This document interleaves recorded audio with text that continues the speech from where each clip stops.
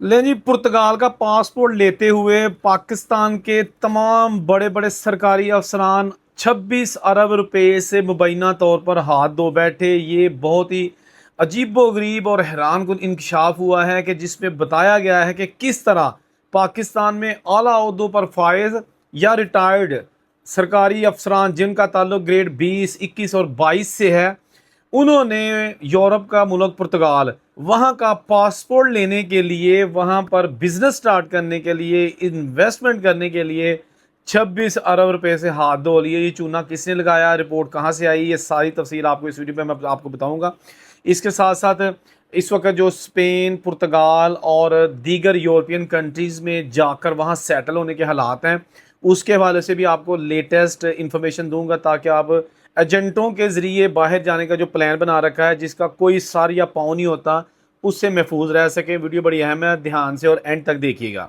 Video का आगाज़ करेंगे कि जी अभी एक इंकशाफ हुआ है। मुजम्मल सोहरवर्दी साहब बड़े सीनियर जर्नलिस्ट हैं, फैसल अदरीस बाट साहब बड़े सीनियर जर्नलिस्ट हैं।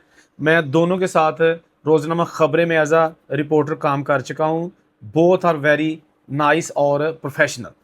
उन्होंने इंकशाफ किया है कि जी अली विरक एक नौजवान है जिसका ताल्लुक कामोकी से है और उसका ठीक ठाक असर और रसूख था, क्योंकि उसके वो मशहूर था कि जी ये अली अली विरक जो है ना, ये पुर्तगाल जो यूरोप का एक बहुत ही अच्छा मुल्क, खूबसूरत मुल्क है, वहाँ का पासपोर्ट लेके देता है। तो ब्यूरोक्रेसी जिन्होंने अपने दौर में ठीक ठाक पैसा कमाया है, करोड़ों नहीं बल्कि अरबों, उन्होंने सोचा कि हमारी सर्विस तो तकरीबन ख़त्म हो रही है या ख़त्म हो जाएगी, रिटायरमेंट आ जाएगी, तो बाकी की ज़िंदगी का पैसा उन्हें पाकिस्तान रख के क्या करना है, अली विरक को देते हैं और ये जनाब हमें पुर्तगाल में इन्वेस्टमेंट करके तो वहाँ का यूरोपीय यूनियन का पासपोर्ट लेके देगा। ऐसा ही हुआ।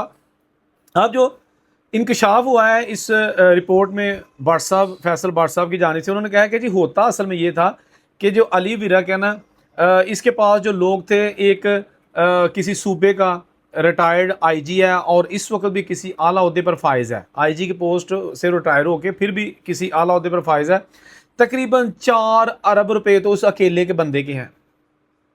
इसके साथ साथ कुछ और लोग हैं, बहुत सारे ऐसे ऑफिसर्स हैं जिनके अरबों में रुपया है, करोड़ों वाले तो बहुत ज़्यादा है ना। ये मजमूई तौर पर 26 अरब रुपए का एक बहुत बड़ा फ्रॉड, मुबैना तौर पर स्कैंडल जो है ना वो सामने आया है।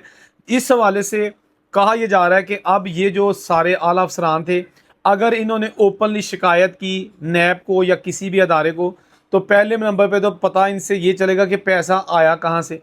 भाई मनी ट्रेल देना कि आपने ये पैसा लिया कहाँ से, फ्रॉड तो हो गया, पैसा कितों आया ताड़ा, फिर ये फंस जाएंगे क्योंकि पैसा तो सारा ब्लैक मनी था। इनके पास जो 2-2 लाख या 4-4 लाख रुपया तनख्वाह थी, उससे घर का खर्चा तो बेहतरीन चल सकता है, सेविंग भी थोड़ी बहुत हो सकती है, अरबों रुपया इकट्ठा नहीं हो सकता।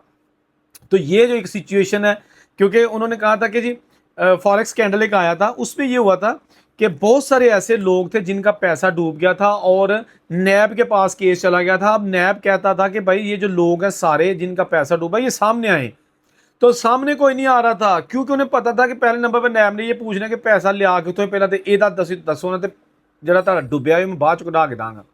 बहरहाल अब ये जो एक मेगा स्कैंडल सामने आया ना, इसकी वैसे आपको याद होगा कि कुछ अर्सा पहले जो पाकिस्तान के वज़ीर हैं ख्वाजा आसिफ साहब, उन्होंने भी एक ट्वीट की थी कि अफसोस हो रहा है कि जी पाकिस्तान की जो ब्यूरोक्रेसी है वो अपना सरमाया पुर्तगाल मुंतकिल कर रही है कि वहाँ पर परमानेंट रेजिडेंसी, पुर्तगाल का पासपोर्ट, शहरियत ली जा सके। तो ये ख्वाजा साहब इस बात की तस्दीक कर चुके हैं कि ब्यूरोक्रेसी इस चीज़ में इन्वॉल्व थी। एक बंदे ने पैसे जमा अली विरक के पास करवाए, उसने दूसरे को बताया कि ये देख, ये तुम्हारे मुल्क का इतना बड़ा ऑफिसर है, मेरे ज़रिए ये पुर्तगाल की पासपोर्ट लेने लगा है। उसने सोचा कि यार ये अगे लंघ चला, यदि ऐसी थी तैसी, मेरे भी फड़, मैनू भी दुआ। तीसरे ने, इस तरह करके दर्जनों जो ब्यूरोक्रेट थे उन्होंने जनाब अपनी जमा पूंजी मुबैना तौर पर अली विरक के हाथों अब तक की इतलात के मुताबिक गंवा ली है।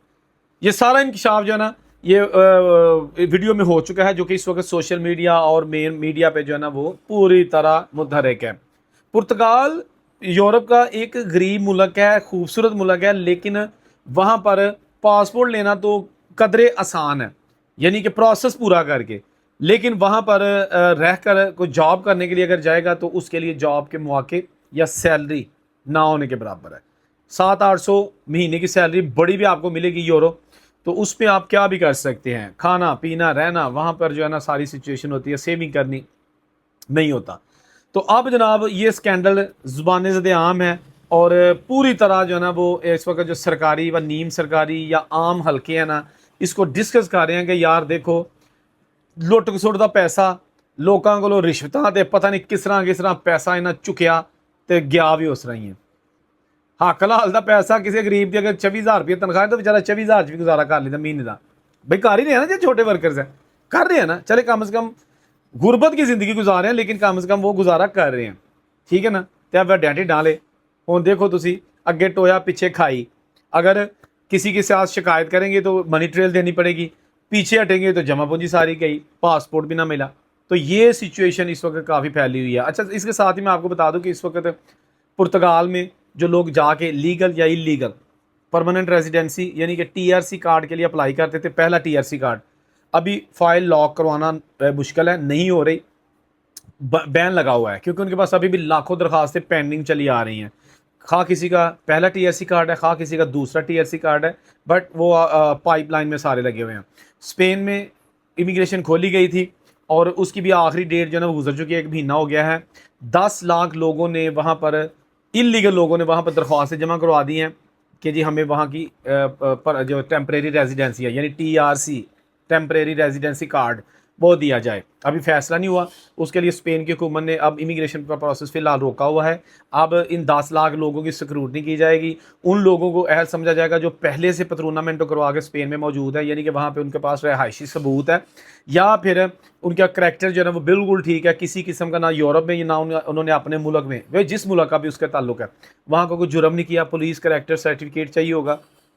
तो इसके बाद स्पेन जो है ना वो भी पेपर देना शुरू कर देगा। रही बात फ्रांस की, फ्रांस आए रोज़ रूल्स जो है ना वो टफ करता जा रहा है पेपरों के हवाले से। इवन के वहाँ पर अगर आप शादी करके भी सही तरीके से किसी गोरी से शादी भी करते हैं उसके बावजूद इतनी आसानी से फ्रांस पेपर नहीं देता, इतनी लंबी लंबी तफ्तीश और इतनी लंबी लंबी इन्वेस्टिगेशन में डाल देता है केस को कि जब मर्जी अचानक कंट्रोल हो जाता है, पुलिस आ जाती है, ऐसे चेक करती है कि वाकई तू जरा केस अप्लाई किया बुढ़ी मेरे ना आ रही थी क्या वाकई रह रही है।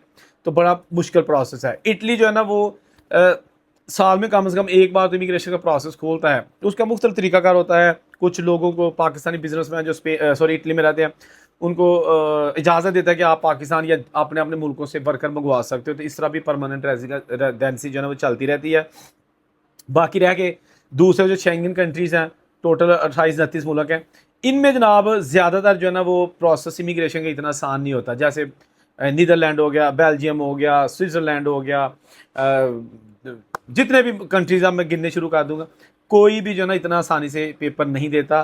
पुर्तगाल देता था लेकिन पुर्तगाल में जिन्होंने ले लिए जिन जो रह गए जड़े ने सरकारी अफसर, ये अब इनका क्या बनेगा, कैसे इनके पैसे वापस होंगे, या इस हवाले से जो अली बिरक हैं वो भी अगर अपना मौक़िफ़ देना चाहें तो हमसे रब्ता करें, हम उनका पॉइंट ऑफ व्यू अगर वो चाहें तो बिल्कुल इसी तरह पूरी ईमानदारी के साथ शाया करेंगे। बड़ी कोशिश की कि अली बिरक के साथ किसी तरीके से रब्ता हो सके ताकि इस खबर को जो है ना वो रीचेक किया जा सके, लेकिन उनके साथ रब्ता फ़िलहाल तो नामुमकिन ही लग रहा है। ख़ास तौर पर ये जो खबरें सामने आ गई हैं अब वो भी शायद अंडरग्राउंड चले जाएंगे, पाकिस्तान में तो डेफिनेटली वो नहीं है। तो अब जनाब देखते हैं इस हवाले से फर्दर क्या अपडेट्स आती हैं। कोशिश करेंगे जो भी अपडेट्स होंगी आपको इसी चैनल पर हम आगाह करते रहेंगे ताकि आपको पता चल सके कि जो पाकिस्तान में लूट मार का बाजार गर्म है, एजेंट लोगों को सुहाने ख्वाब दिखाते हैं और कहते हैं कि भाईजान एक बार तुम सानू पैसे दियो, हाँ उत्थे जाके जाते तुहाडे पेपर बन जाने ने। सबसे बड़ा झूठ और फ्रॉड ये होता है, भाई पेपर कैसे बन जाएंगे, क्या गिद्दड़ सिंगी है, कोई तवीत धागा करा लेना उत्थे जाके, नहीं पॉसिबल ही नहीं है। पेपर तो बनेंगे प्रोसेस के साथ, पेपर तो बनेंगे, आपने जो रिक्वायरमेंट्स है वो पूरी की होंगी। तुक्का तीर तो किसी एक का लगेगा ना, कोई लाखों में से किसी का, बाकी तो जनाब पेपर, बल्कि उसका भी तुक्का क्या लगेगा, उसने भी प्रोसेस पूरी किया होगा ना। यही तुक्का होता है ना कि चले उसको कोई जैक अच्छा लग गया, किसी ने स्पॉन्सर कर दिया, कोई लड़की मिल गई, शादी कर ली, बाकी तो काम तो वहाँ पे पैसे या सफारे से नहीं होता ना। ठीक है, तो अब जनाब ये सिचुएशन थी। एजेंटों के ज़रिए जब आप कुछ इन्फॉर्मेशन लेते हैं तो ये अपनी रिस्पॉन्सिबिलिटी किया करें। बहुत सारे लोग मुझे मैसेज करते हैं जी फलां एजेंट साढ़े को 80 लाख मंगता पे फलां मुल्क का, अही दे दईए। भाई मुझे क्या पता है, मुझे क्या पता है कि आपने क्या कमिटमेंट की है, वीज़ा आपको कैसे मिलेगा, किस बेस पे मिलेगा, कैसे पहुँचाएगा आपको। तो इसलिए ऐसे क्वेश्चन मैं ना किया करें मेरे साथ, क्योंकि मुझे नहीं पता होता कि आपकी डील क्या है। मैं तो ये कहता हूँ कि आप लीगल तरीके से जाएँ, वर्क परमिट लेके जाएँ, विज़िट वीज़े पर जाते हैं तो विज़िट वीज़ा पूरा करें, वापस आ जाएँ। सिर्फ सीधी बात बताऊँगा, इसके अलावा जो 2 नंबरियाँ होंगी ना, सज्जे खब्बे ये वो, वहाँ से निकल जाओ, ऐसे हो जाएगा, उधर जाओ असाइलम कर लेना, ये मैं नहीं बताता। ना मुझे पता है, ना ये मेरा काम है। जहाँ रहे खुश रहें, औरों से बेइजाज़त दीजिए। अल्लाह हाफ़िज़।